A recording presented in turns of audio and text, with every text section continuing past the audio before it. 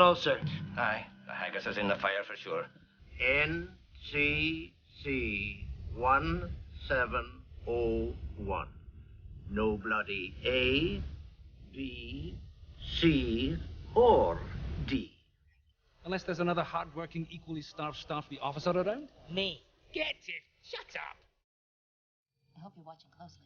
I can't change the laws of physics. Vulcan males are driven to mate once every 7 years. 7 years? Yeah, for seconds? And greetings everybody, and welcome to another JeSter Reviews. And today we're going to have a nostalgic look at the Avenger class. Now, strangely enough, although there is a rich history in Star Trek canon regarding the Avenger class, hardly any of the Avenger classes were seen on any of the Star Trek programs or films. Indeed, the closest we saw was the Inquiry on the recent Star Trek Picard episode. Well, it wasn't recent, was it really? It was the first series. And so I felt really that we needed to give a fair old shake of the stick regarding the Avenger class. And I'm guilty because in the past I didn't actually use this ship either. I went straight to the Arbiter class. And so I've only just recently revisited the Avenger class, and I found it to be a really solid ship. Looking at the service history of the Avenger class, the Avenger was designed by the Starfleet Corps of Engineers to compete with smaller, more agile vessels such as Klingon Defense Force battlecruisers. The class was designed with an emphasis on war rather than exploration and debuted in 2409 with the lead vessel being the USS Avenger. The Avenger class was larger than most Starfleet escorts but still smaller than many other cruisers. Its viewports were inset into the hull and were covered by armoured shutters. When the ship went into red alert, additional shutters protected the ship's nacelles. The class was heavily armoured, but had a weaker hull than competing cruisers. Among its weapons was a unique autonomous weapon system, the Variable Auto-Targeted Armament, consisting of a pair of homing missiles with varied modes of attack. Now, as I'm sure you can appreciate, Star Trek Online have done quite a lot of work on the Avenger class, and that has led on to the Arbiter and the Inquiry class. But rest assured, the roots of the Avenger class are firmly established in Star Trek lore. Now, as I said earlier, unlike the modern T6 ships that you can get today on Star Trek Online, this ship doesn't come with any decent specialist seating. So you don't get any command, miracle worker, pilot or temporal operative seating, but you do get a tactical stroke intelligence station. But for a first ship, I think it's a decent ship. You can do a decent beam overload on it. You may be struggling to get a decent cannon scatter volley on this ship, given that you don't have any commander tactical seating. But I've never had a problem with the beam overload. Now, I'm not a torp builder, so I couldn't give you any advice on that. All I know is if I ever go for cannon scatter volley builds, I like to have a commander tactical station. So if we move on to the masteries of the Avenger, at tier 1 you get a plus 25 physical and kinetic damage resistance rating. At tier 2 you get a 15% critical severity. At tier 3 you get a plus 25 energy damage and radiation damage resistance rating, and at tier 4 you get increased maximum hull hit points by 10%. Now, as you progress to the Arbiter, indeed if you want to progress to the Arbiter, then you can get a tier 5 trait, which is emergency weapon cycle, and this is considered to be a really, really good trait, if not one of the best in game.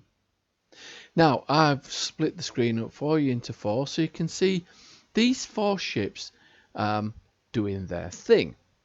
So there we have the Avenger class, which you could pick up from the C store.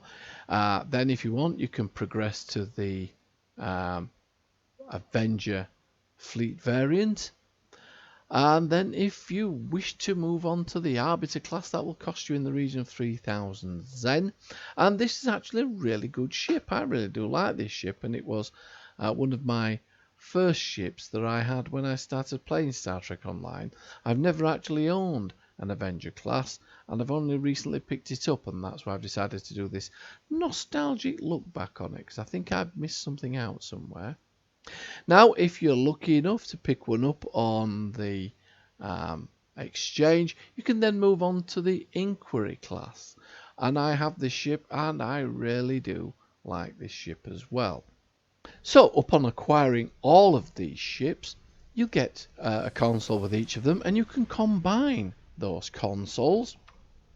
You get the console universal variable auto targeting armament, you get the universal abrasive hazard shielding, the universal variable assault deflector array.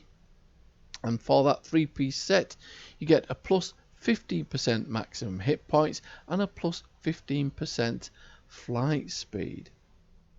So, looking at the ship, I actually adore this design. It's really, really cool. It's a very aggressive looking ship, and it was built for a different time. And it is really unfortunate that this ship hasn't been seen, other than its Inquiry class on the latest, well, the very first series of Captain Picard. But it would have been nice to have seen this ship in some of the series of Star Trek, the many series that we saw. But unfortunately, yes, it wasn't featured. And I think we've lost out on some rich history of this ship. And looking at it, I really do love its design. And if there is ever a ship that could do with legendary status and a legendary update with some decent seating on it, then I would think this ship is a good candidate. So what we will do now is let's take her into harm's way and see how she performs, shall we? So here we are, cure found. Hold on to your hats, this will be a quick one.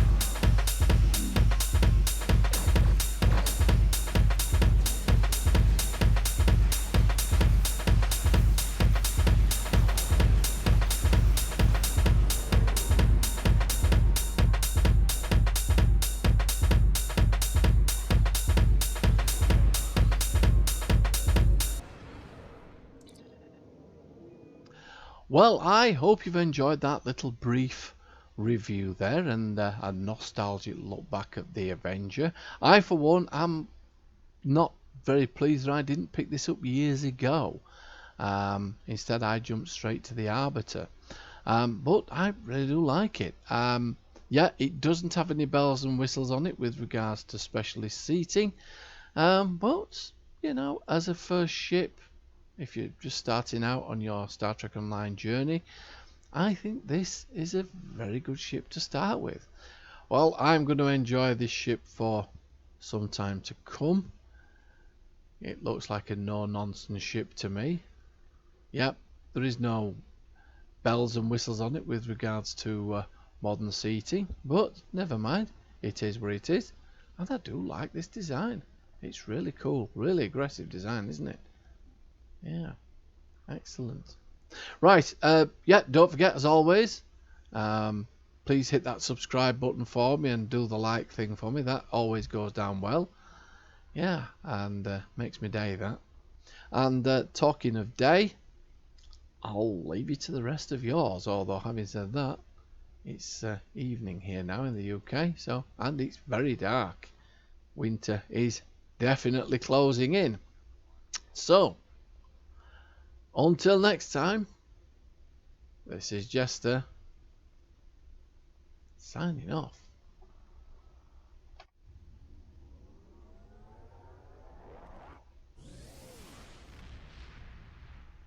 Please state the nature of the medical emergency. I'm a doctor, not a bricklayer. Too much that you do the same. And you stay out of mine. Well, when you put it like that, You see, we are adults. I bet you looked. Sexual advances? I'm afraid so. She offered to give you a rose petal bath. Good God, man. Do you think they might let me watch? It's good to see you're enjoying yourself.